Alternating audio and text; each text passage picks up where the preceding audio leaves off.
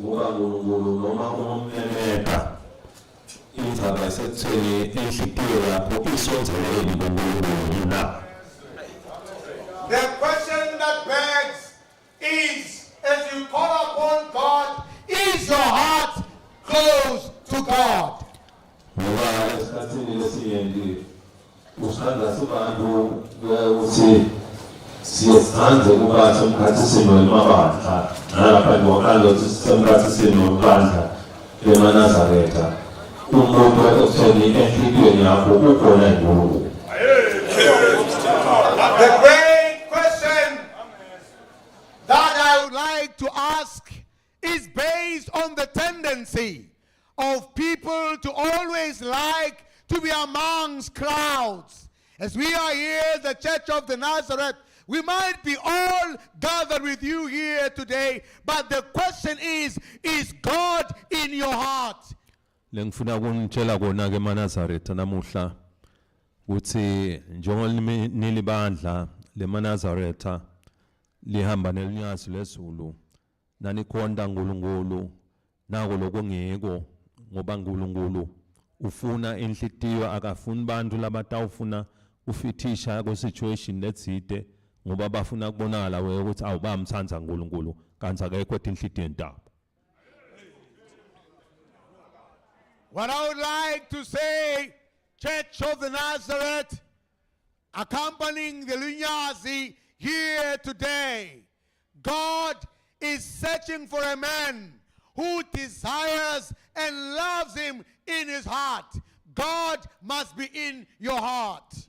Ngako sithandaza kanjalo usinembala sisonzele kuNkulunkulu sithandaze siticelele tinhlanhla siticelele tibusiso siticelele ukuthi uNkulunkulu asikhombe indlela. Indeed, when we come to pray in such a manner, we are asking blessings from God.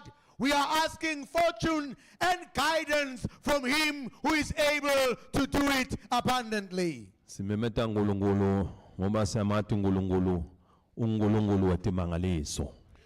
We call upon God because our God is a miracle worker. Lokungijabulisako ngaNkulunkulu uthi angakubusisa kude longasithatha leso sibusiso. What I like with our God, after He blesses, there is no man that can take away that blessing. Bangaba khona labangafisa ukuthi uNkulunkulu asithathe leso sibusiso, but once uNkulunkulu wayenda le decision ukuthi anointing so endele emahlomba akho kude lutayithatha. No matter who may decide otherwise, but when God has decided and taken a decision to bless you, no man can take away that anointing that is upon your life because He has already blessed you. Lokumqoka ukuthi simade uNkulunkulu. What is important is for you to know God. Ummemede ngesikhathi sonke uNkulunkulu. Call upon God at all times. Siyeva liBhayibheli liyakhuluma ngaDaniela nakabonakala ukuthi ubethwa inkosi neKebzani. We remember Daniel called by King Nebuchadnezzar. Uyambita ukuthi akethe atohumusha liphupho lelithide. Calls him to come and interpret a particular dream. Lengikuthandza koke ngaDaniela lapha ukuthi yindvodza yemkhonda uNkulunkulu.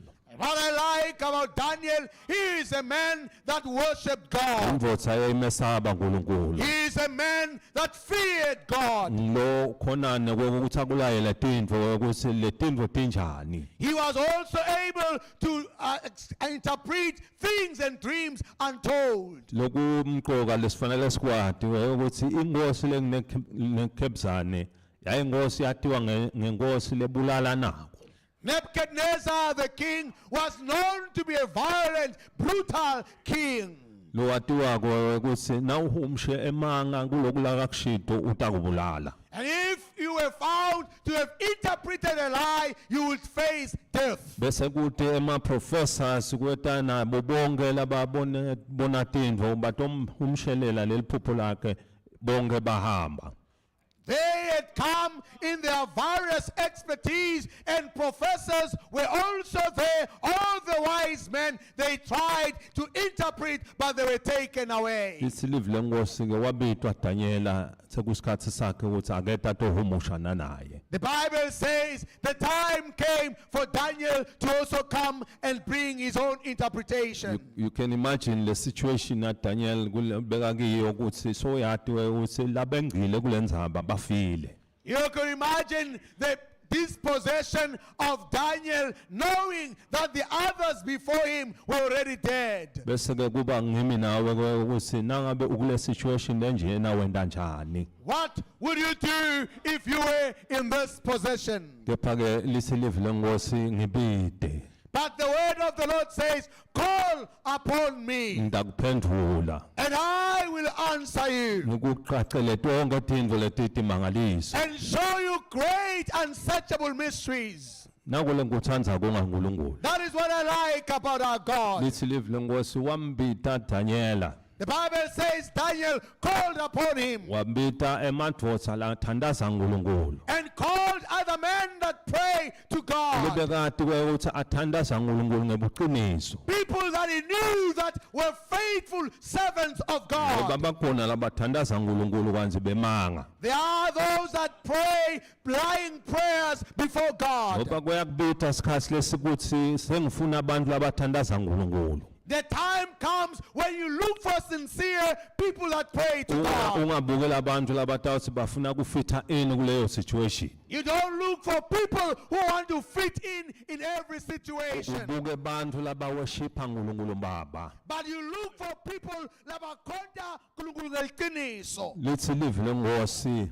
The word of God says, wabita boMeshaki Meshach was called, nabo Shadrach. Shadrach was called. Wabonisa ukuthi lawo madvodza sebeka mathathu. These three men, Wawabita uthi asithandazeni madvodza. he said, come, let us pray together. Ngoba nangabe kunendzaba letsite uthi uNkulunkulu ngimbide. Because when you are faced with a situation, God says, call upon me. Ngekuthi na ubita uNkulunkulu bese ukhomba lamanye emadvodza. When you call upon God, he will show you other faithful Emadvodza men. latawuthandaza kuNkulunkulu. People that will pray to God. Ngiko kwase uyamtshengisa ukuthi akababite lamadvodza nabo Abednego. That is why he said, call these other men along with Abednego, Uthi sitothandaza. so that we could pray. Kuthi leliphupho lenkosi ngabe lisho ukuthini na. That the interpretation of the king's dream may be found. Ngoba nembala kuba khona la sikhathi khona sikubita ukuthi ufanele umbite uNkulunkulu. Because the time to call upon God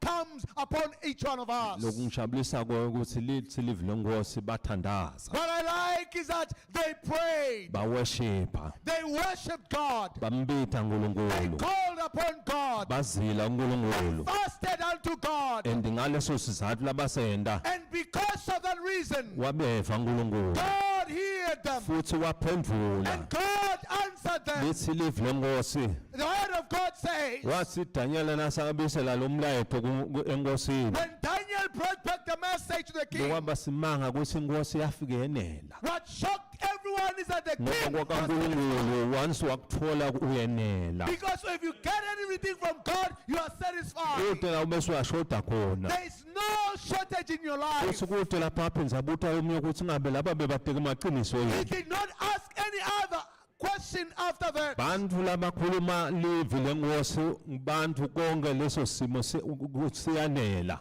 People that come with the word of the Lord bring a word of satisfactory. Ngakho ke kwathi ngeke simo lesinjalo ukuthi bantu bamkhonto uNkulunkulu. People must indeed worship God in truth. Bamkhonto ngebuqiniso. They must worship God in truth. Babe nelithemba uNkulunkulu. They must trust in God wholeheartedly. Ngoba na unelithemba uNkulunkulu uyawutibonakalisa. If you trust God, you will be always seen. Siyakhumbula ukuthi kwathi Abraham atshelwa umlayeto. Remember Abraham getting a message. Amtshela uNkulunkulu ukuthi uya esithembiso uya eveni lesithembiso. God telling him, you are headed to a promised land. land. wathi angakafiki Abraham kulelive lesithembiso Before Abraham got into this land, wenela Abraham Abraham was satisfied ngoba lithemba lilona lelikumikisako because your hope will take you there. na unelithemba liyakuvulela emathuba If you have hope, your doors will but open. kube Abraham waba aquestiona ukuthi ngabe uNkulunkulu ukhuluma ngani If Abraham was doubting all the time lokho lebekakulungiselele kuyona uNkulunkulu what God had prepared for Abraham, ukuthi utamikise isithembiseni utamikise eveni lesithembiso that he will take him to the promised land. ngathi angafika He wouldn't have reached the promised land. uyabitha umuntu emhlabeni It calls for you as a person ube nelithemba to kuNkulunkulu have hope and trust in God. unike inhlitiyo yakho kuNkulunkulu Give your heart to God. asinakudirector uNkulunkulu ungabe ubuta lokuyena When God directs you, you must not question uNkulunkulu asakhombe khona what God has shown you. kude lotawuvala No one will close the futhi lapho door. uNkulunkulu avule khona When God has opened the kude door, lotawuvala no man shall stop. noma ngabe sovalile Whatever is kude closed, lotawuvula no one will ngoba open. uNkulunkulu lonemandla Because God is ngoba powerful. uNkulunkulu wetimangaliso God is a God of ngoba miracles. uNkulunkulu loshintsha timo God is a God who changes things. lokudingekako sibantu What we need as people, ukuthi sibe nelithemba we kuNkulunkulu need hope in God. sibeke lithemba lethu uNkulunkulu Place our trust in Him. sathi ukuthi ngaNkulunkulu We know that in God siyawuphumelela we will succeed. futhi kude lokuyawusehlula And no failure is in kude Him. lokuyawusinqoba No one will conquer loku us. namuhla sithandaza As we pray sinamaNazaretha here today, sibeka lithemba lethu we are uNkulunkulu placing our trust in God. phakamisa iglory eswadini We are lifting up the glory in the noma ngabe kingdom. imoya enjani We are saying whatsoever spirit sikhuluma is there, nemadimoni ke we namuhla are speaking to demons futhi noma today. emadimoni akhona Whatever demons that are apha there, umusa kaNkulunkulu we are bakithi saying the grace of God is sufficient. umusa kaNkulunkulu utawukuma nathi The grace of God will stand with noma us. simo sisho ukuthi kukhona lesikubonayo ukuthi akuhambi kahle Whatever we see that is not going right, siyeva ke ukuthi kuphela abantwana lapha we hear that children are being abantu killed. bayalahleka eveni People are disappearing in this kepha land. sitomtshela But sathane we are here to tell the ukuthi devil ithemba lethu our likuNkulunkulu trust is in God. konke lo lapha egroundini Whoever is here in the state now, akabeke ithemba lakhe kuNkulunkulu place your trust in ngoba God. kuNkulunkulu Because in God, kunyenti lokutakwenteka there is lots of inyenti possibilities. tibusiso There letitatikhona are blessings in kuko God. konke lohamba kiko Wherever you are passing kuko through, konke buhlungu lobukiko whatever pain you loku might namuhla sikhuluma lokusila as we are speaking here yathi ukuthi today, ithemba lakho know likuNkulunkulu that your trust must be in futhi God. uNkulunkulu utayiva imthandazo yakho God will hear your prayer. bathi bubuhlungu bakho God knows your pain. uyathi impilo yakho God knows your life. kufuneka sikwente singamabandla You must be a eManazaretha person. ngokuthi sibeke ithemba lethu uNkulunkulu Place your trust in God. khona eManazaretha Are you here, Church of the Nazareth? nivakale ukuthi nikhona Are you here? I want to hear. nivakale ukuthi lithemba lenu likuNkulunkulu Your trust must be in God. asibeke ithemba kuNkulunkulu Place your trust in God. uyasivulela timbe ngeNkulunkulu God will open ways ngisho for you. onke emaplans lesinawo Whatever plans that you have, you yana have today, siwabeka kuNkulunkulu place them in the hands of God. uyasibusisa And uNkulunkulu God will bless us. siyajabula esikhathini sonke We are happy at all times. ukuthi sanibona nikhona eManazaretha We see you, Church of the Nazareth. ukuthi sijatshulisa kubona indlela lenithandaza We ngayo are happy to see how you pray. ukuthi nithi nithandaza As you pray, nibe nikhumbula ukuthi uNkulunkulu bekanakhe njani endulo you remember how God has formed you in the past. ngoba lokumqoka kweke ukuthi uNkulunkulu akabuke ukuthi umbathe God does not see what you're wearing. nakabe wake wakupha into lethite endulo If he had given you anything in the past, angangayo kuNkulunkulu you come the same ngoba before God. uNkulunkulu akabuki letimbatho Because God does not consider your clothing. uNkulunkulu ubuke lenhlitiyo God looks after the heart. lenhlitiyo yenu iyabonakala ukuthi kuNkulunkulu Your heart is indeed in God. discipline yenu iyabonakala ukuthi inaNkulunkulu Discipline shows that you have ngoba God. lapha kube akukho uNkulunkulu God was not in your heart. sekuphisiphisi kubhekwa lena lena Moving up and about. kepha abantu abanelithemba uNkulunkulu People who have trust in baba God. ne-order They have order in their beba life. nesimo lesithide They have respect and honor. Siyajabula ukubona lokho libandla We are happy eManazaretha. to see this in the church of the Qhubekani Nazareth. niyibambe njengoba niyibambile. We are saying continue the same way. Church of the Qhubekani nithi Nazareth. sitothandaza kanye kanye. You must always come that we pray Noma together. ngangimiphi iminyaka In any other years to come, nasawuhlangana nani sithandaza when we come together to sabe pray, sikhona. we will be waiting for you. Sitanithandazela nani We Manazaretha. will also pray for you, Church of the Nathi Nazareth. siyathi ukuthi noma nidawuhamba nibuyele ngemva ngalapha. We know that as you go back to your Nani various ndawuhamba places, nisithandazele. you will take prayers for us as Imithandazo well. imqoka ukuthi sonke sithandaze. Prayers are important for all of Sonke us. simmemete uNkulunkulu. We need to call upon our God uNkulunkulu ushido. because God has said, Wathi lapho ukhona khona wherever you are, noma usebulkhoneni whatever difficulty you are facing, memete. call upon Him. Lokusilapha As we are here sihleti today, sonke lapha sitting here today, singabe sivalikwa.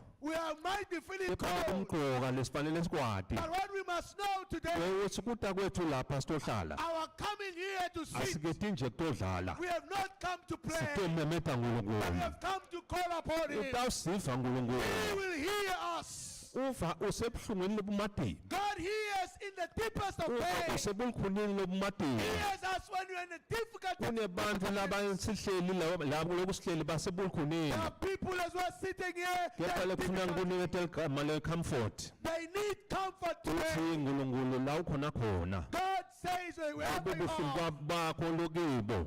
in the pain that you are facing, Uyeva uNkulunkulu. God hears. Uthi ngimemete. He says, call upon Uthi me, utawuphendula. and I will La answer. aphendule khona. And when He answers, Kuyawuba timphendvulo letimnanzi. it will be great answers for Kuyawuba you. timphendvulo letawuletsa kuthula. It will be answers of Kuyawuba peace. timphendvulo letiletsa It injabulo. will be answers of Kuyawuba joy. timphendvulo letiletsa It impumelelo. will be answers of great Kuyawuba success. imphendvulo letiletsa likusasa It will lelihle. be answers of great prosperity and Kumnandzi future. nasihlangene nani It is Manazaretha. always great to meet the Church of the Nazareth. Siyakholwa nekuthi neminyakeni lotako kutawuba kuhle kube njena. I hope even next year we'll gather in such a fashion. Sibongile kakhulu sitanibona nakusile eManazaretha. Thank you. We also see you in the morning Ngoba sokuthandaza kwethu nani akukapheli. because our prayers have not finished today. Nakusasa ngilolinye ilanga. Tomorrow is another day for us. Sicela ke uNkulunkulu sisahamba sisahlukana.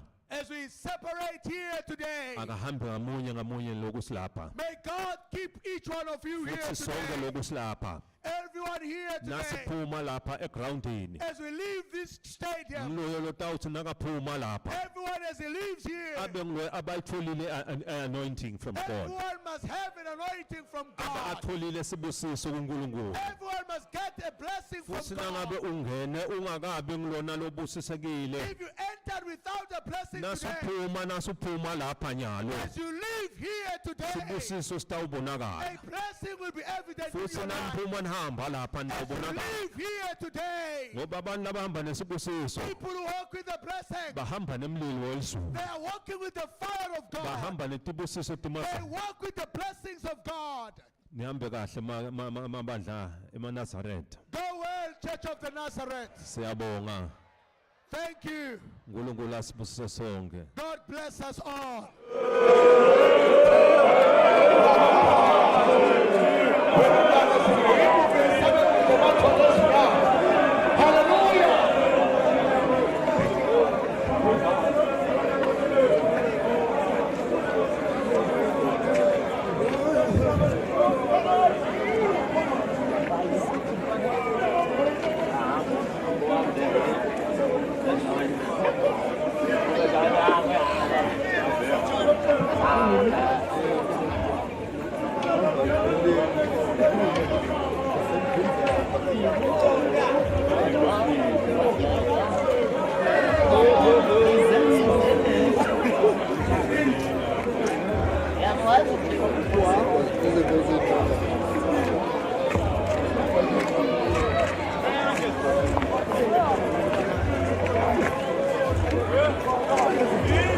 Salut, que ça,